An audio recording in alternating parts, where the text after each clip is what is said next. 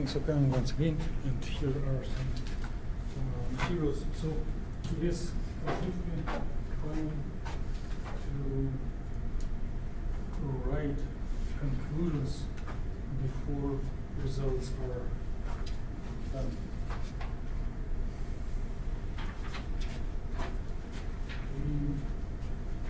Of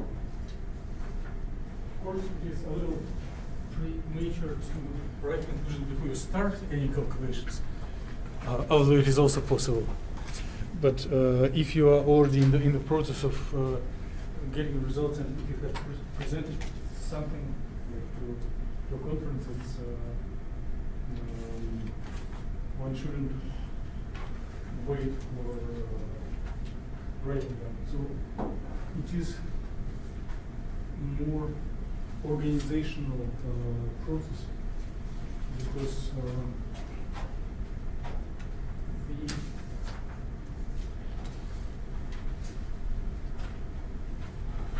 content of the conclusions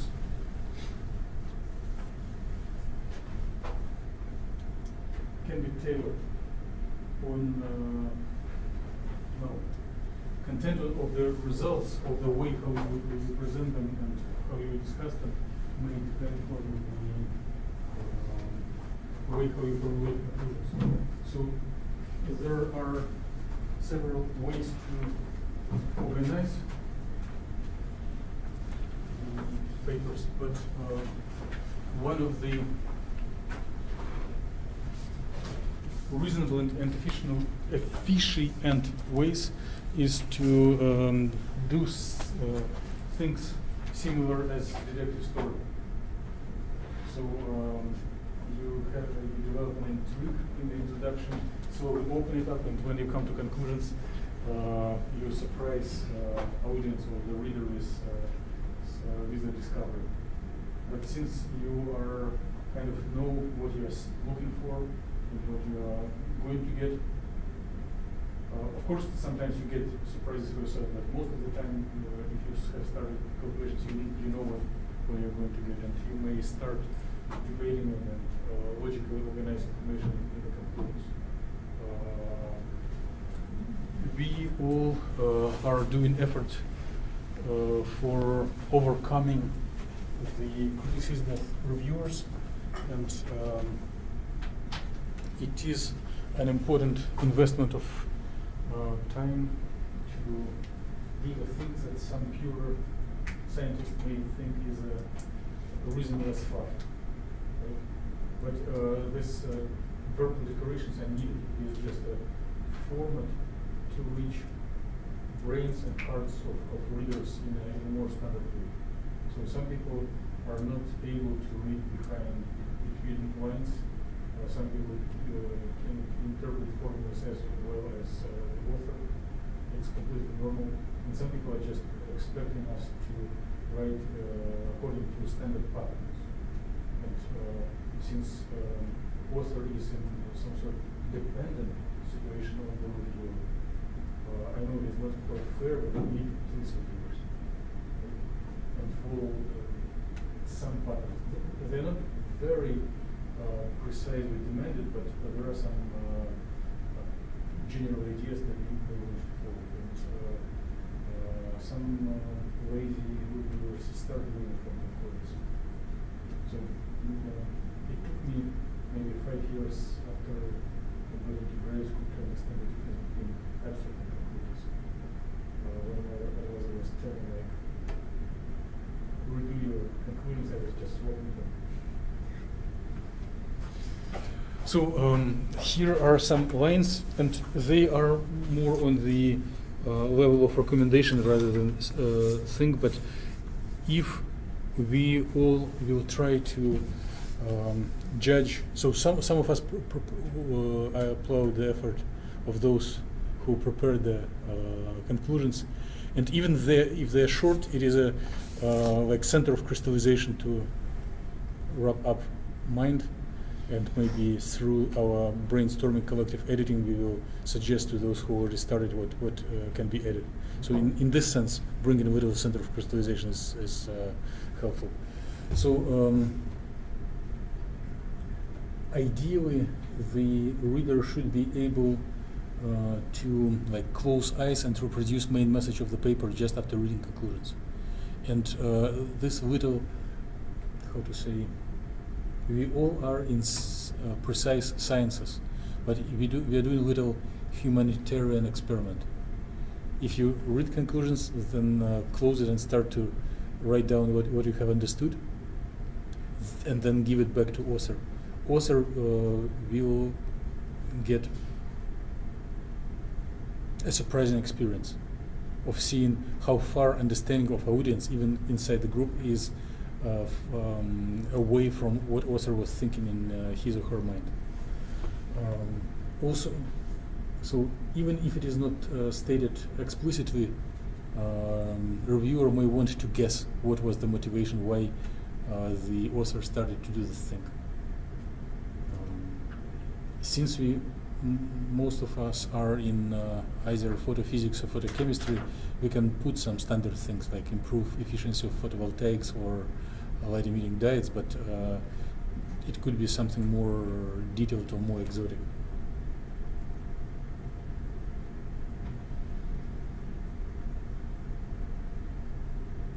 It would be really great if after reading conclusions one takes a take-home message, and as right now we all are sitting on the board of or wearing the hat of reviewers, so as reviewers we should be able to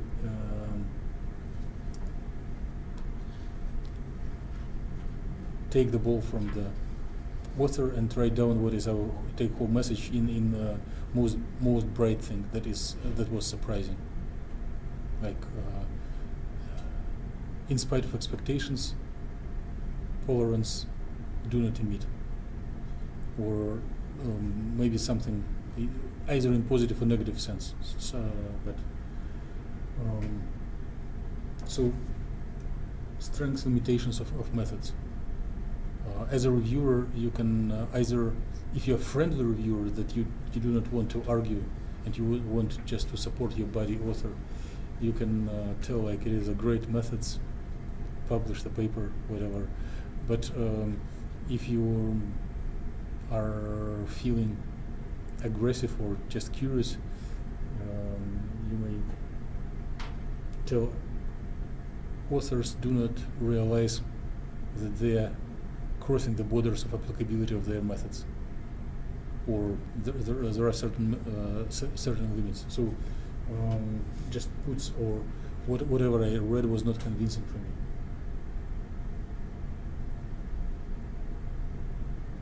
So typically, again, so we are doing humanitarian experiments, but without these humanitarian experiments, one cannot survive, or one cannot survive too long in science and math. And in fact, one can survive with technical papers in mid-impact journals, but when one starts going into competitive proposals or high-impact journals, all this stuff is needed more and more. And there is an expectation that if I have started to write a paper, I have identified a challenge that was not clear how to overcome by anyone else in the community. And if I'm serving as a reviewer, my arms are twisted by editor to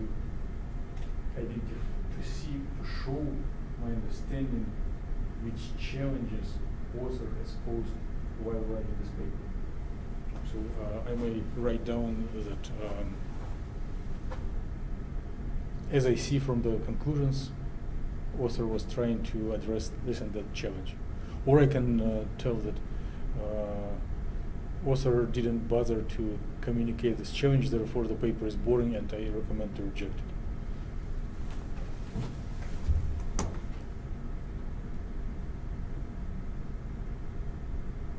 And then you can tell if, based on this short conclusions, if you see author to address this challenge. So here we are coming back to this idea of detective story and intrigue. So it is a little bit of setup. It is not quite fair and open game, but it's still applicable. We are not flying. So the game is as follows. So it's just trying to adjust our results, our qualitative information analysis to the mindset of an average person, average in a good sense, average scientist. So it is so much easier and pleasant to read if it is not boring sequence of facts, but if there is an intrigue. And one can make up this like 3-step setup. So there is an unresolved question, challenge. We hypothesize potential answer just through scientific intuition, and then through some numerical or experimental activity, we prove this hypothesis right or wrong. So it's just a way how to represent what we did. And, based on reading the conclusions, one can guess what author was hypothesizing as a possible answer to the challenges. Again, right now we all are plain reviewers, but if later on we return back to status of authors, we may try to follow these lines and arrange conclusions in this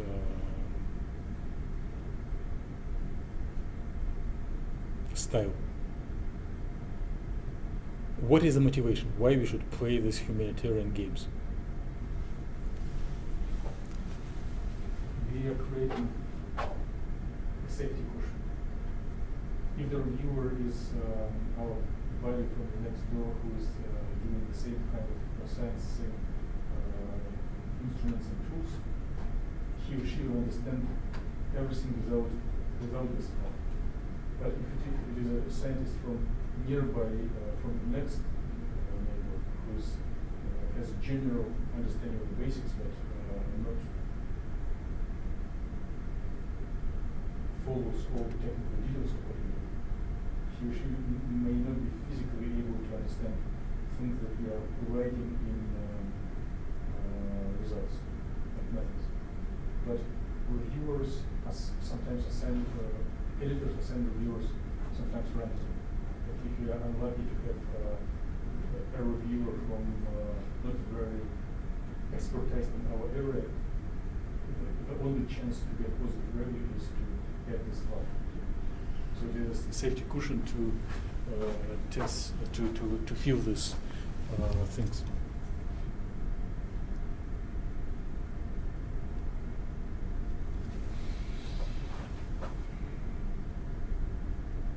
Audience. We want to believe that someone in this world, except in addition to authors and co-authors, is really interested to read these results, and we can guess as reviewers, do we judge if it is interesting to anyone except author and reviewer.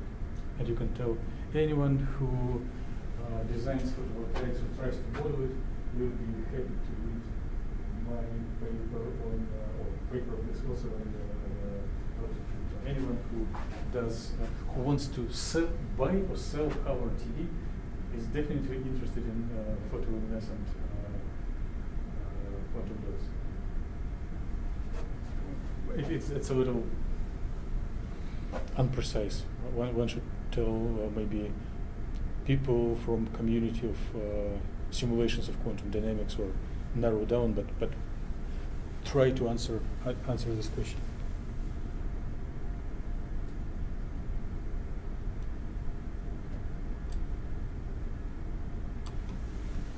Is it appetizing enough?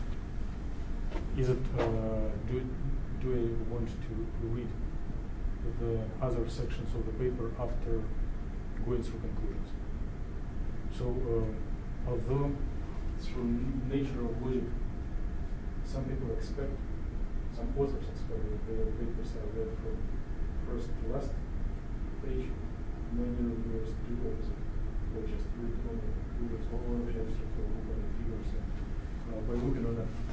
part, one should get enough motivation to read further. And as a reviewer, you can tell, like, it's really cool, I want to see more details, or it's poor work, it's so boring, reject, it's not worth of our journey.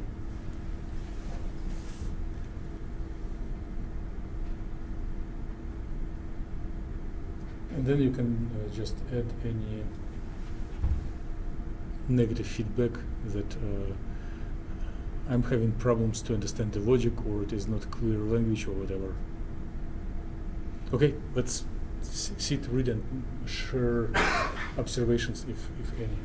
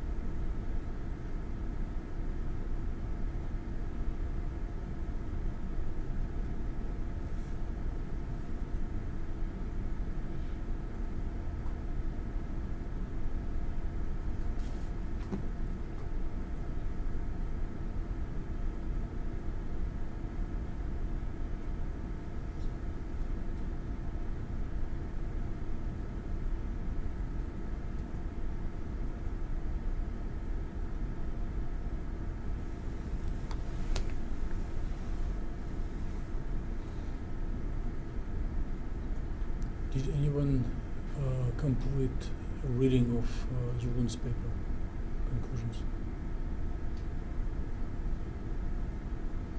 Can we go discuss it?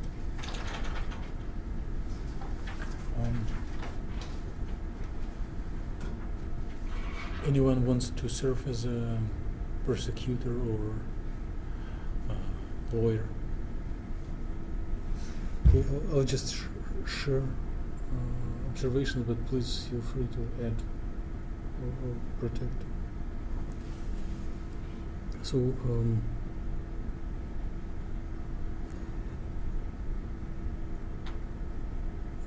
first sentence shows what is studied, and it is not clear why this problem was chosen, whether it is a technological challenge or a scientific challenge, but it's clear statement what was done. And then next it tells details of a method, but maybe it was implied that it is also an approximation. If it was an approximation, one can state it.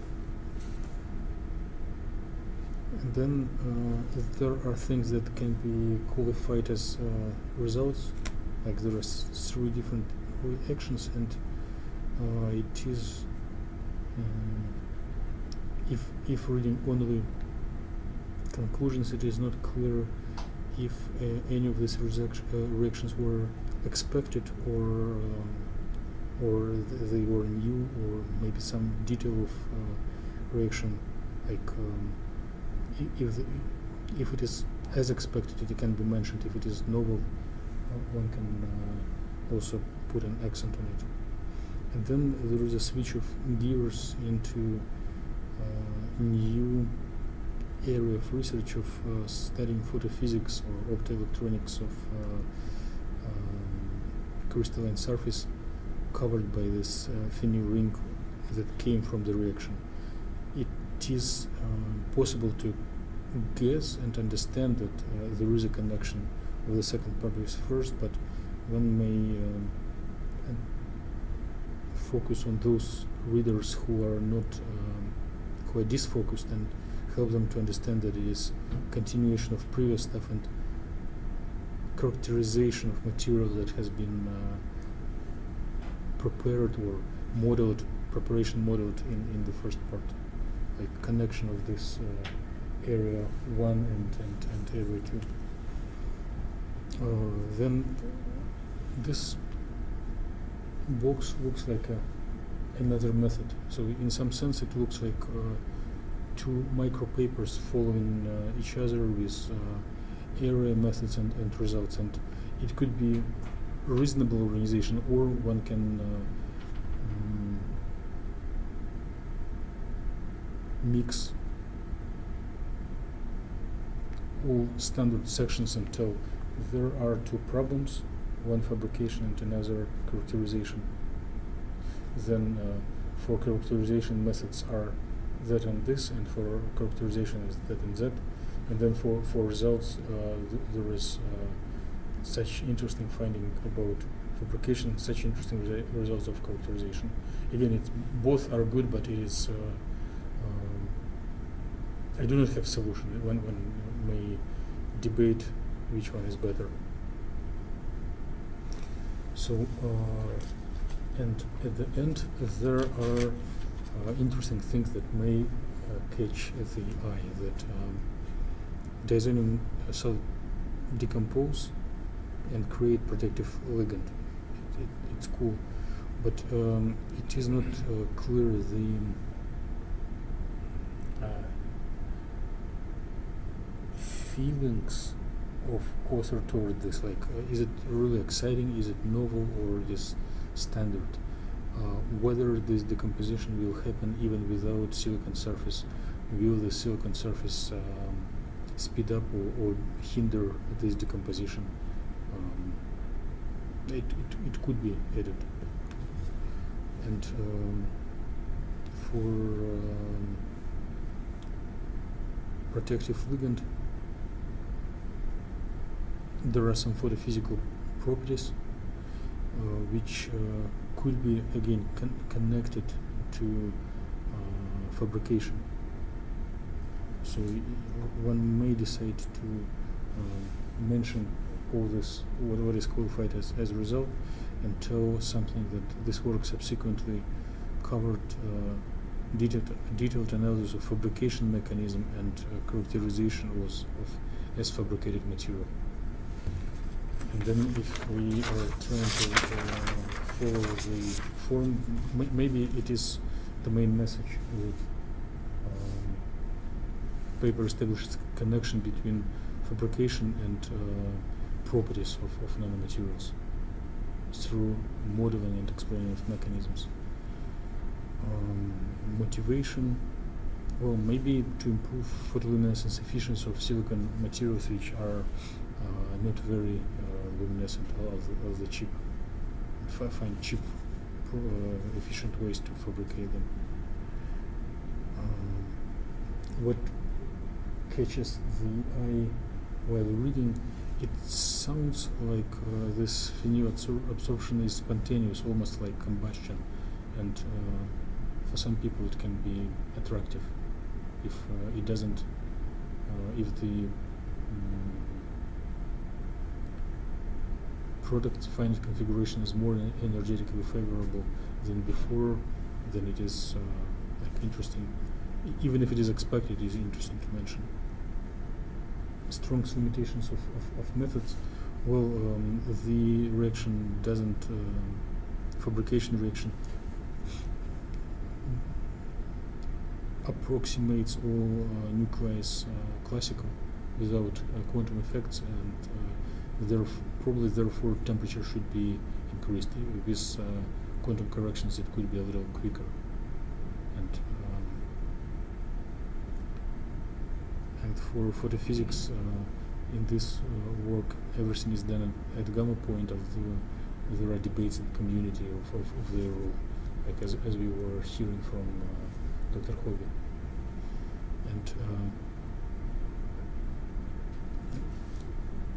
these challenges they're more general than this work, and they can be placed in introduction conclusion of any paper about silicon, that there are expectations that there could be at least 3 mechanisms of silicon emission.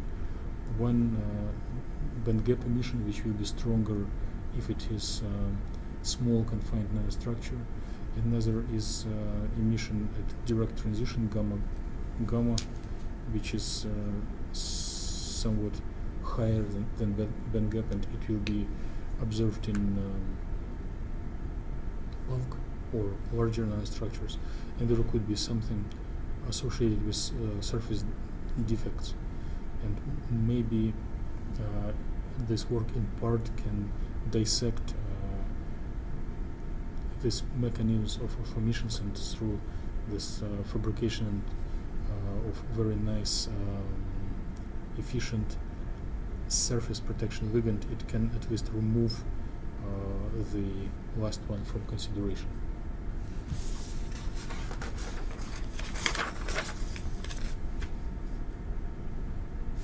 So trying to make it super short, addition of ligands makes nanostructure better emitter, hopefully. Hypothesis, well, that phenyl ring is stronger bound to the surface than and so that it replaces hydrogen. And second, that silicon carbon bond on the surface creates better protection against trap states than silicon hydrogen or no ligand. It's kind of trivial, but it sets logical sequence easy to read. Who needs it? Well, Dr. Hobby needs it. Anyone who does experiment of nano structure emissions and theorists who do chemical reactions and electron dynamics. It's attractive enough to read further, and presentations style, maybe some pieces can be reordered or expanded, but it does a job and it catches eye.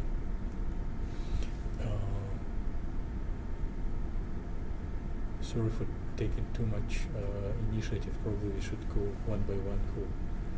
Are there any additions? Anyone wants to share?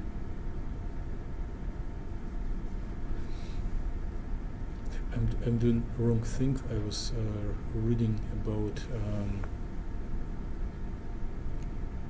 ancient traditions on a military fleet and military fleet. So in emergency, if there is a council, there is a tradition to start to ask for opinions of the younger member of the group. So because if it goes otherwise, the free fantasy can be suppressed by opinions of someone else. So I don't know, maybe next time we'll try to start. Not for me. Any verbal connections that we need to discuss about this work? Fatima? Previous times you were critical to Yuvan's work, telling that temperature is too high. Do you want to object something today? Still I can see it is written high temperature, but I don't know. Okay.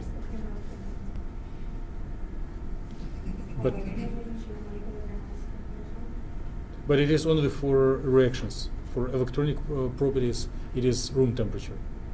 You accepted this argument. Okay. But the high temperature is still, I think, 2000. Well, it is one approximation follows from another one. Since there are no quantum features of nuclei, one needs to go to higher temperature to make reaction happen. Well, I understand that the surface will be protected after the reaction, but I understand that in 20 second time scale the reaction will happen. But if you want to apply this surface to water application, then this surface will be stable. Probably the surface will not be melting 20 seconds, but this surface should be stable for longer time scale. So after, even if the surface is not melting at 20 second time scale, probably later on it will melt. Then how we are going to apply the surface to photovoltaic application?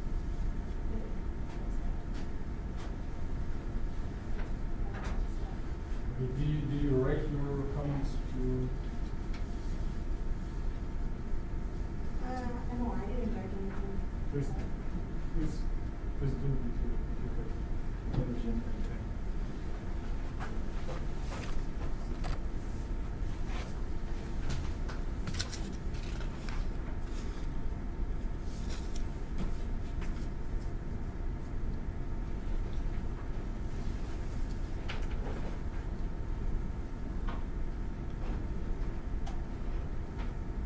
Anyone has comments about Aaron's work?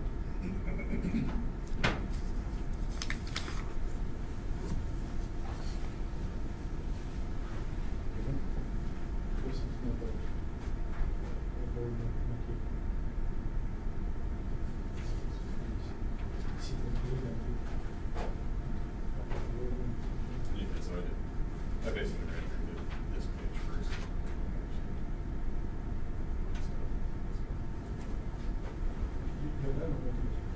Not quite yet.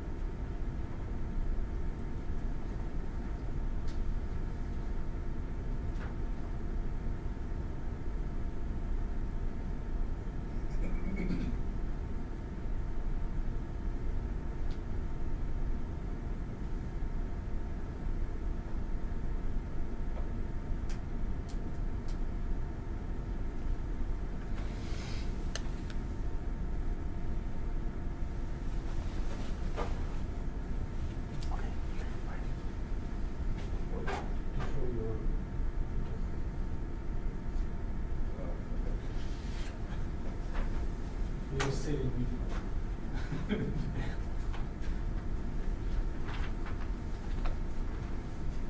you want me to do? You can just sit and show whatever you have. Read the discussion. So like this page, or do you want me Yeah, to? yeah, Okay.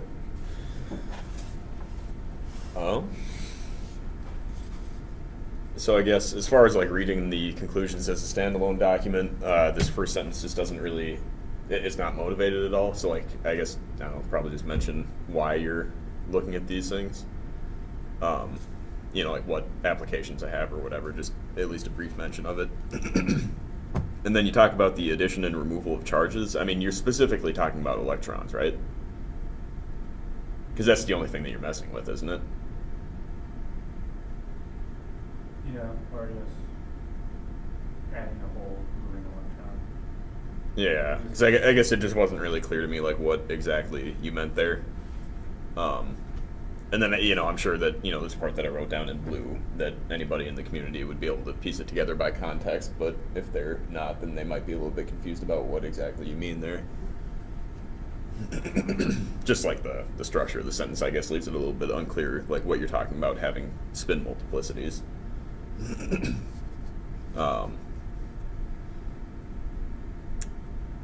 Yeah, and then you say that you had similar trends for the nuclear reorganization. I mean, I guess, does that have an impact on anything? Were you expecting anything different, or like, I don't know.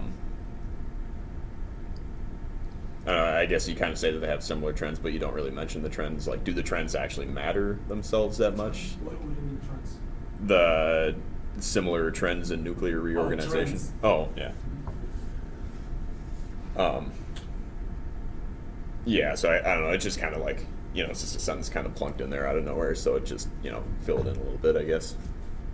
Anyone wants to make this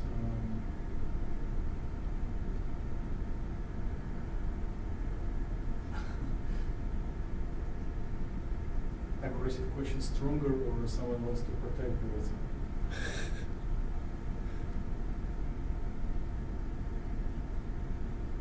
So it is you can read between lines. So in the literature or in an experiment or just from intuitive analysis,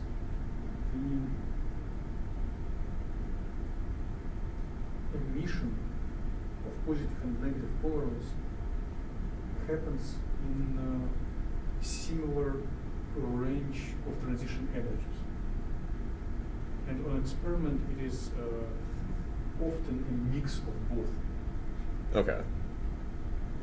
Therefore, one of the strengths of this work that is really needed to experimentalists, at least as we can see, is to dissect phenomena originating from positive and negative polarity, because when modeling, one can consider them independently. Mm-hmm. And on experiment, they will be coexisting anyway. Mm-hmm. And this is a statement that they are similar. It is basically repetition of the fact that on experiment it is really hard, because it's not possible to separate their signal. If they would be in different ranges, then one wouldn't need theory. Mm-hmm. But since they're so similar, and their differences are not easy to separate in experiment, but probably it's possible here on the model. Does it address your criticism? In part. Yes. Okay. Yeah, the first part of that for sure. But yeah, and I guess you just kind of mentioned that they have similar trends, but you don't really actually say anything about the trends. So I would just include a detail about that, I guess, or something. And then this might just be how it's usually referred to, but like an IR optical transition seems to me like an oxymoron, because you can't be IR and optical at the same time. They're different, you know, bands, I guess, of light. So like are you just trying to say that they still emit in the infrared spectra, or like? Right. Okay. Because yeah, I guess if somebody's not familiar with that terminology, they might just kind of scratch their head and wonder what you're talking about. I mean, that's what I'm guessing that you would be talking about just from the context, but yeah, I don't know. Probably not good to assume that everybody is from the same background. Yeah, I don't know.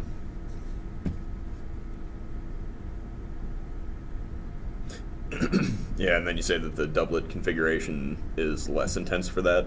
I mean, is that like a significant difference or not? I mean, does that have any potential like application or anything? I mean, I guess like why is that relevant?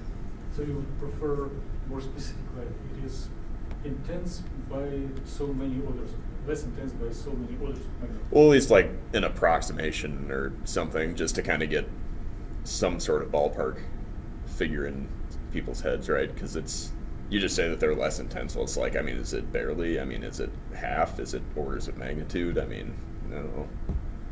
And, along with that, I mean, what effect does that have? If it has any at all, I guess I don't know. But it is interesting because there is a like not pronounced spirit of wisdom in the community that doublets are not expected to emit at all. Yeah. That if one is looking for good emitters, one tries to avoid doublets. You're saying that is said in the community or not It being is, said?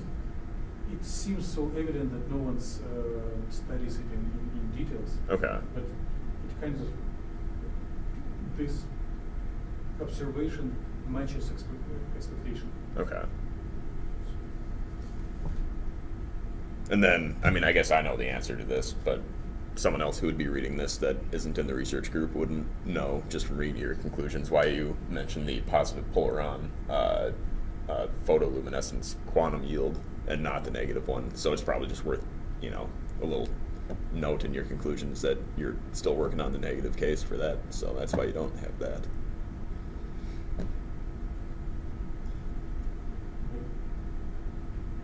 Do you have anything filled in the form? Yes. I mean, nothing really of substance, but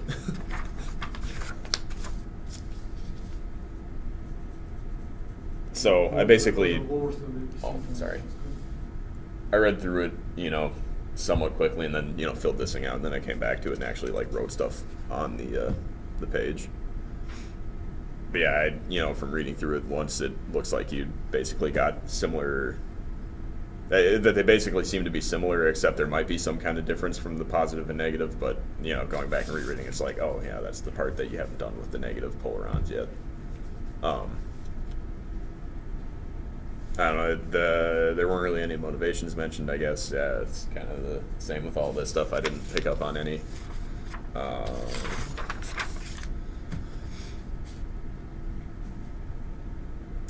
Yeah, as far as the challenges that were resolved, the calculation of the recombination rate seems to be kind of a big one, I guess, or at least like just generally speaking, the what would you call it? Like the relaxation of your polarons, I guess. Yeah, I guess you didn't really mention who would be interested in these results. And I don't know, I didn't really feel more or less motivated to jump into this field after reading it, I guess. I don't know, kind of plain. I mean, your conclusions did seem to be pretty clearly presented. They just didn't have any sort of like motivation behind them. But I mean, the conclusions themselves seem to be pretty clear. Suggestion for the future to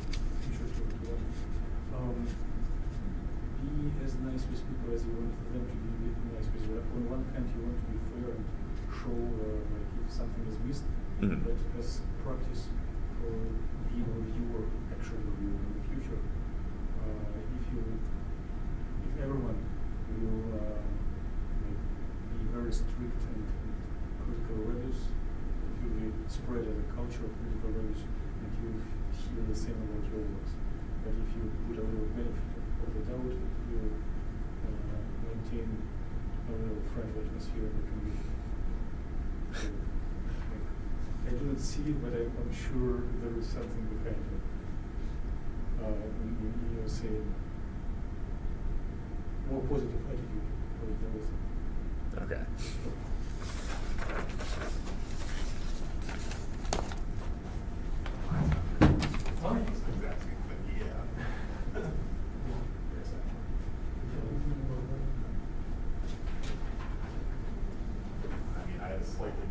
I got a slightly different message on it than he did. That was the major difference. Yeah.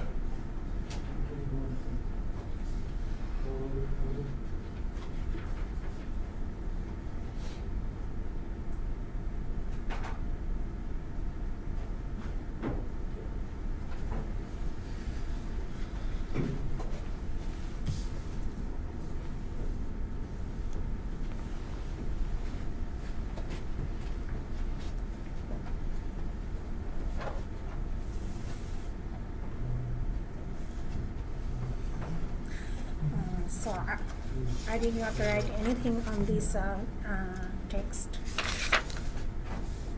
I just made comment on this Can you move it cover a little- page. A little so that it. Yes. The main message, I'm okay with that, but the motivation, I don't see any motivation, like why this study was performed. And then beneficial properties, infrared spectra, radiative, non-radiative recombination pathways, some Oh, other things. Thank you for mentioning it. I didn't think before you mentioned it explicitly. Like other many papers who predict computation in infrared spectra. Maybe not so many. And, there are predictions of vibrations originated in infrared spectra because of transitions between different vibration modes. But electronic infrared spectra are really rare and right or wrong, but it is not. And it's nothing better to break or just bring attention to whether it's founded. Okay, thank you. Please continue. And then strength or limitations of this method, it is not mentioned.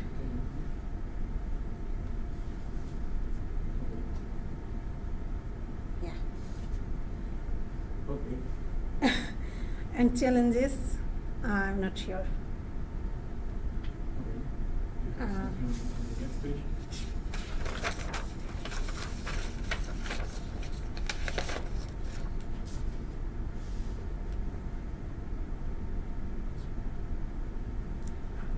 Summary, excited state dynamics, radiation and non-radiative and non-radiative relaxation pathways of polar ionic states in cesium lead format nanocrystal, I think. And hypothesis, it's okay. And audience, I'm not sure who needs these results. Like, what are the applications? Oh, you think it is not clear what are the applications? Yeah. Okay. Is it applicable in like optoelectronic devices or light emitting photovoltaics or light emitting? It's not Quantum clear. computers or. Yeah. Okay. It's not mentioned explicitly. Okay, and then I want to study. Okay. And then a conclusion, clearly presented except the applications, and anything, everything else is good. Okay. Yeah. Thank you very much.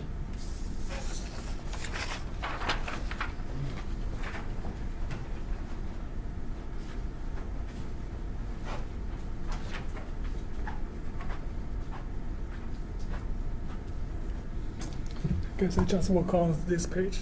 Okay. So I guess My question is, it's not clear how the polyrons are formed. Did you just change the number of electrons in your system? So do you have ligands on your nanocrystal?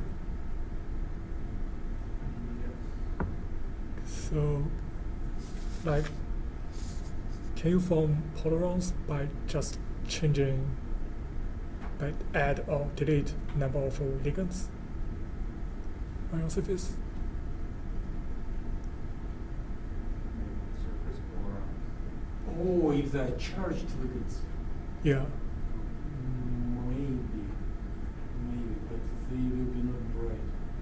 So I see that what Fatima mentioned, that some things are not declared explicitly, and we may guess it by reading between the lines. So the application is emission of infrared, and if you would do adding or like removing of ligand, even if it will create a polaron, likely it will be on a surface and likely it will be a less promising candidate for emission. Yeah, thanks for bringing it up, because readers will take literally what is written. Yeah, I guess that's the only question I have.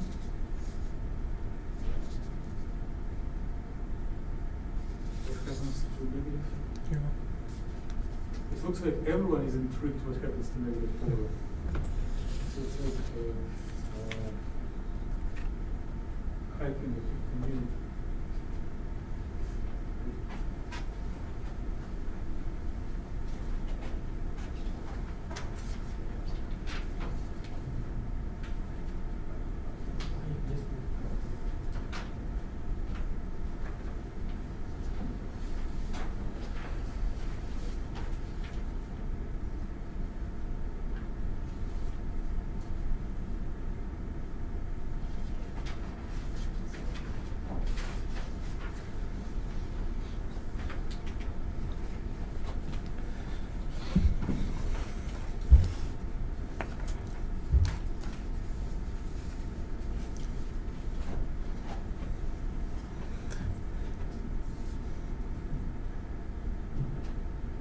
So the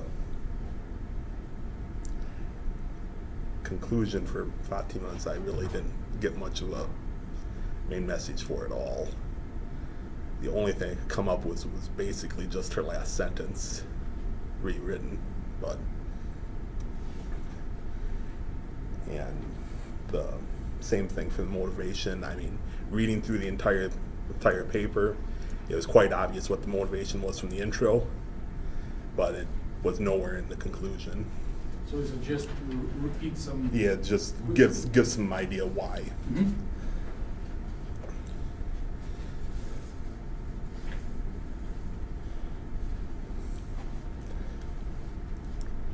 And it's pretty much the same for the eye catchers and the challenges. The conclusion feels like it's in the first step to me. Mm-hmm.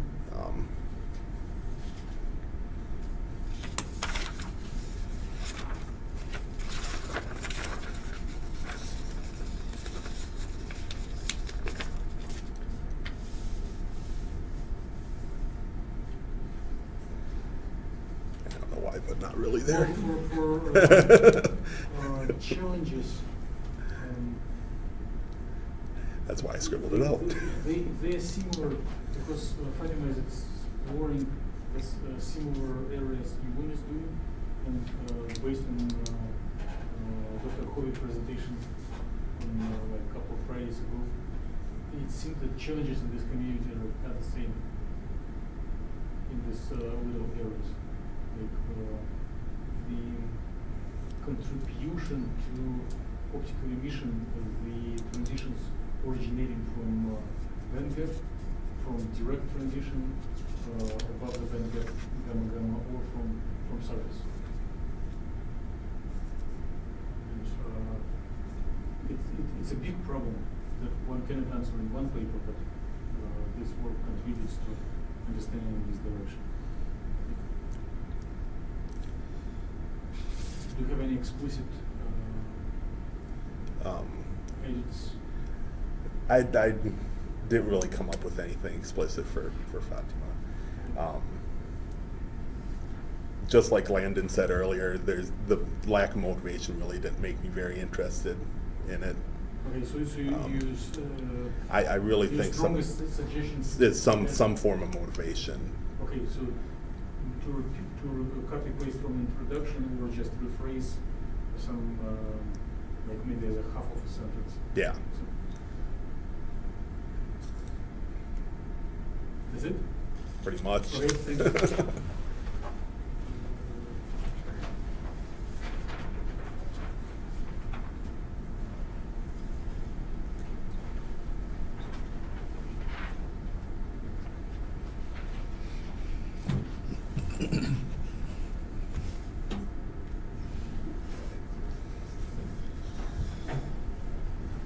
Okay, so the main findings of the paper, I guess, that I got out of it is that you got a detailed analysis of the optoelectronic properties of a particular silicon nanowire. But yeah, the conclusions just don't mention like specifically what those are at all. So it's, I mean, I guess you got to read the paper to figure it out.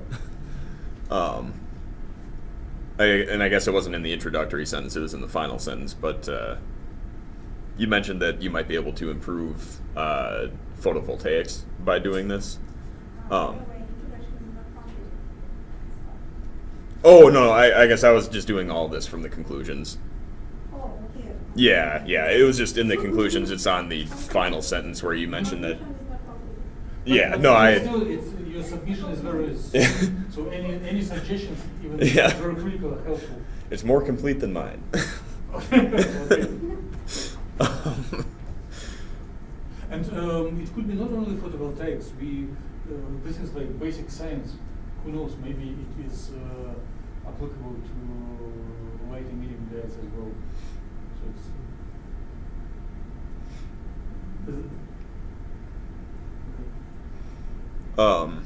There weren't, I guess, like eye-catching properties mentioned. Okay.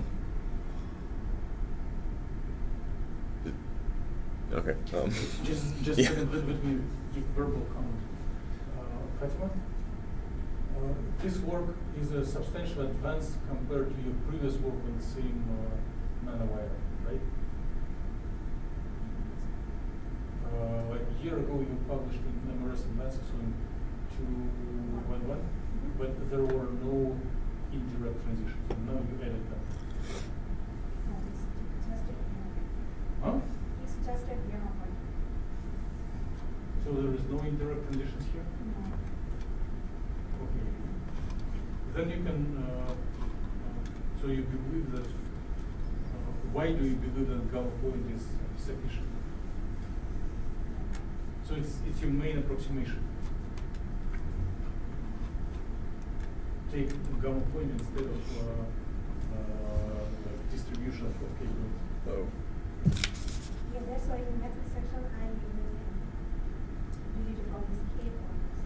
Like substitute. Okay. Then there is this is an approximation and there is a justification for it. Like if the model includes more than one unit cell, like infinite number of unit cells with gamma point is equivalent for one unit cell with infinite number of K points. So there is a correspondence. Okay. As far as like the strengths and limitations of the methods that you used, or typical methods, you had mentioned that you used time-integrated photoluminescence method. You didn't really say anything about it. I guess you just mentioned that you used it. So, I mean, as far as strengths and limitations are concerned, I mean, there wasn't anything mentioned, I guess. And then, yeah, same thing with the challenges. There just weren't any what specific challenges. What are the limitations for time-integrated photoluminescence?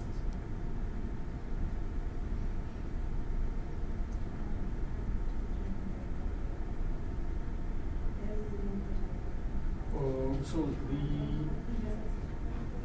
the approximation is that here we do not explicitly include distribution of geometries. It's all done for one geometry. And this gives much narrower line width compared to realistic situation.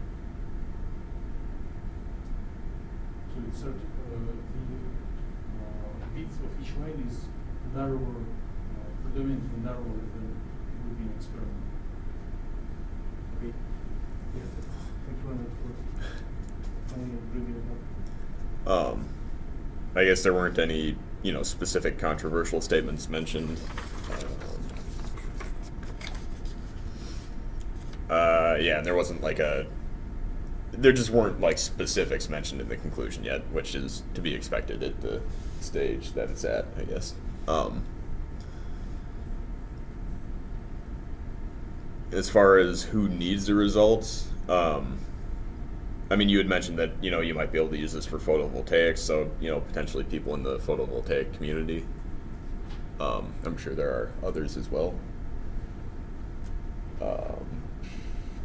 Yeah, same thing, where after reading the conclusions, I guess I'm not any more or less motivated to jump into that field of research. Kind of, I don't know.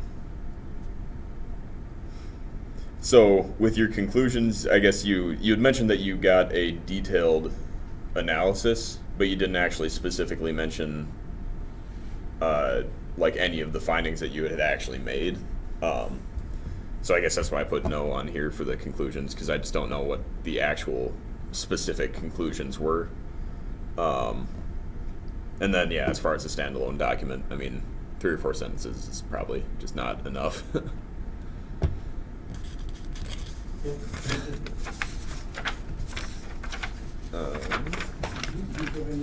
Yeah, just a couple of things. So same thing with Aaron's, and I did the same thing on Yulin's too, where you say what you did, but you don't really give any motivation as far as why that was the thing that you're looking at.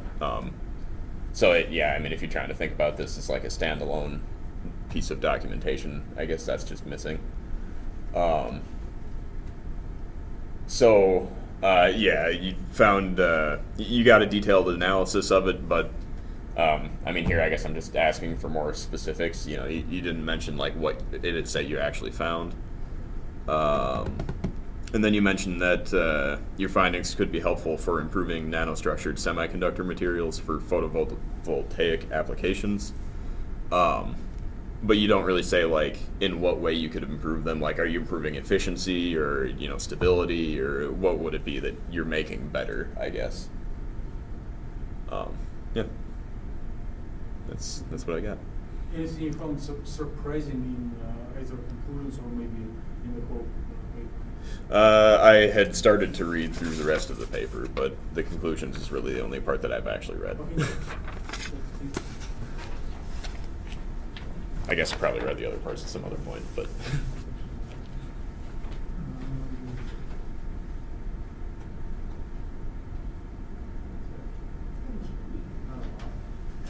Not a lot.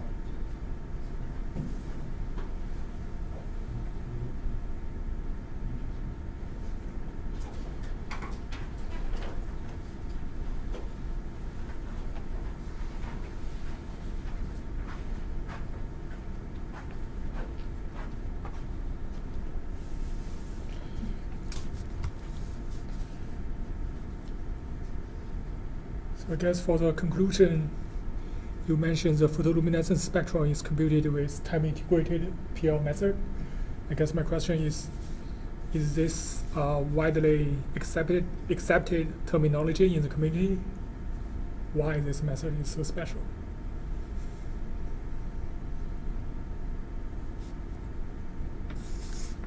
So you would expect, or you would wish, as a reviewer, then some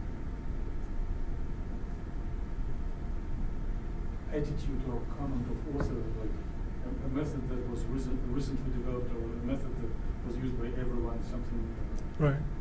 Mentioning how judgment of a method by Mm-hmm. author.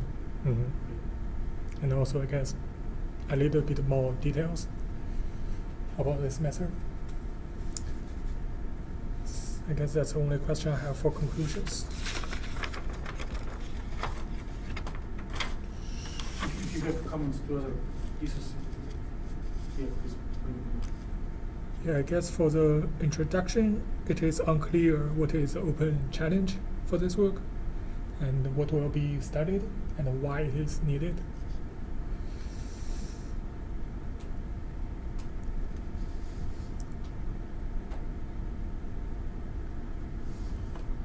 These are just some, I guess, technical details.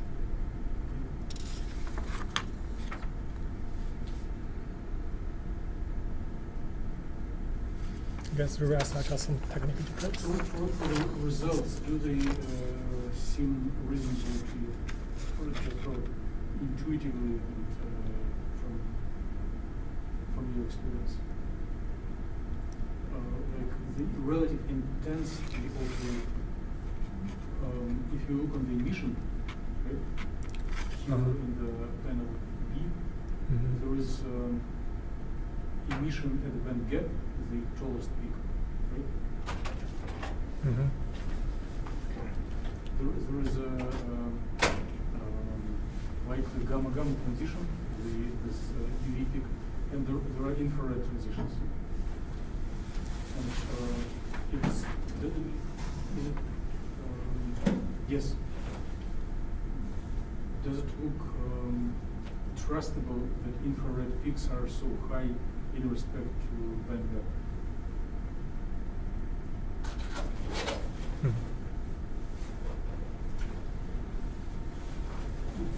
If it looks okay, if it doesn't induce your suspicion, it's fine. I'm just checking your opinion. So the community is what Dr. Hovey was telling, that he wants to catch differences between this and that signal, and those are expected to be completely like missing, or orders of magnitude. Well, it's orders of magnitude smaller. Oh, okay, it is logarithmic scale. Then it is fine. Good. But the relative heights of these three types of peaks is an interesting thing you mentioned in the conclusions. The relative height of these groups of peaks, like A, B, C, is really interesting thing that would attract attention of young people. So the band gap transition is the most intense. Next is direct transition, or something that is first coming to the earth. And then the next order of magnitude is infrared transitions. Okay? Or lower sub gap, the transitions that are the transition energies below the gap. So are you suspicious about that? I'm not suspicious. I'm just curious. And there is this deadline in a couple of days. There is no time to be suspicious. Yeah, so you think something is wrong with the No. We are not discussing quality of so science. this is logarithmic scale. Yes, I see. We're not discussing like quality of science in the sense to redo something or add corruption. Right now, there is no time. We are discussing humanities, like a verbal way to describe it. This is really interesting result that you may highlight and mention in the conclusions. So you think that those peaks are see something now should be out of the scale like that? Well, they are lower.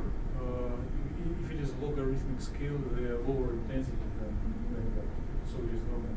I would expect them being even smaller, but it's okay. Yeah, it is. Good. Good. It is not logarithmic scale. This peaks will not be visible. Very good. You can, what you are telling right now, you can write it down in conclusions.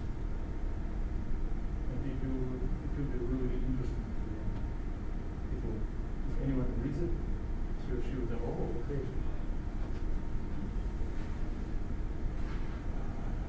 You don't anything else you wanted to?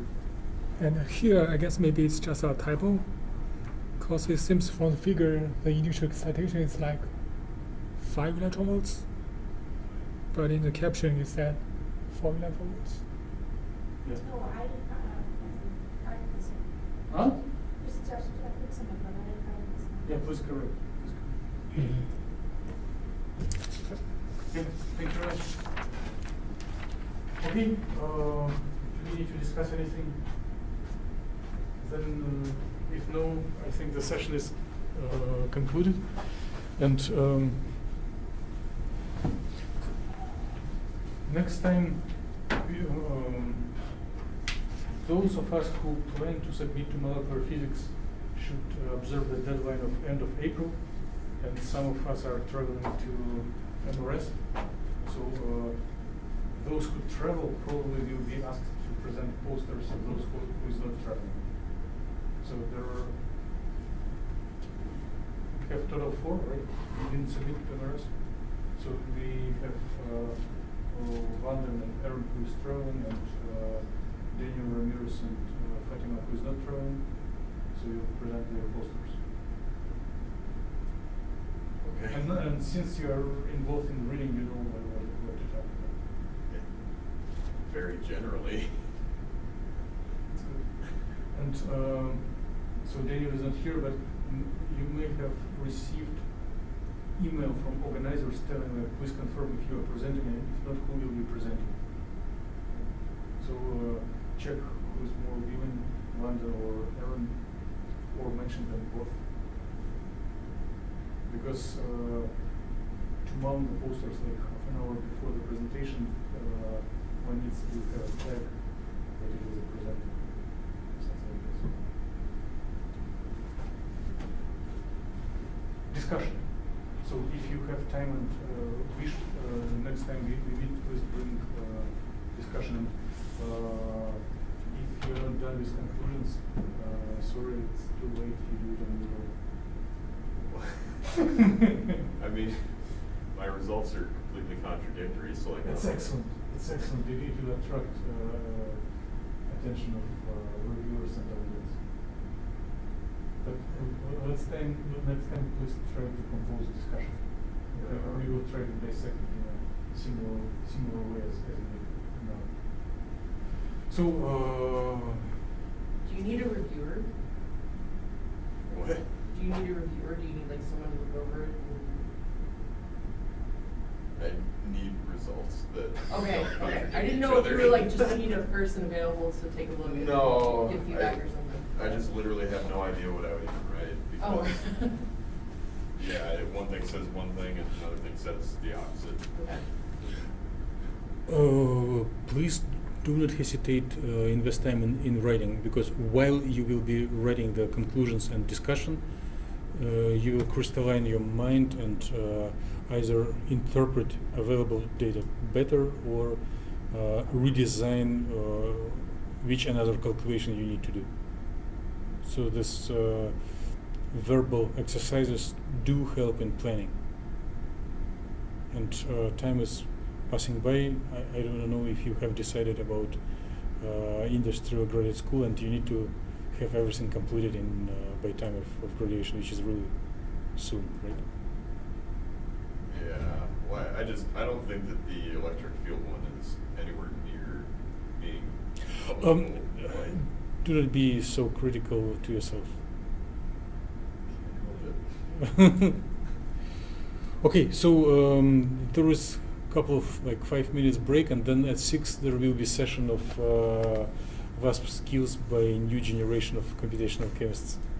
So if you do not have plans for dinner, theater, or favorite movie, and you want free entertainment, you're welcome to stay and enjoy. And please, presenters with friendly or not questions. I want to make an announcement. For anyone who needs an extra pair of eyes to look over anything they produce, just let me know. I'm willing to review as much as I can to get back feedback.